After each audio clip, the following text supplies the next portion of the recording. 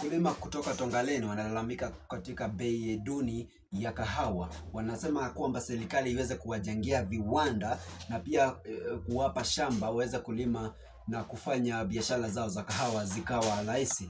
Hebu tizama wananchi walivyokuwa wakisema pale Tongaleni. Watupatie PI plot na alafu watujengee factory. Imagine we are using hand pulpers kupulp kahawa. You can imagine how much time we shall spend. Uko na magunia 5, uko na magunia 7, and you are using a hand to pulp your coffee.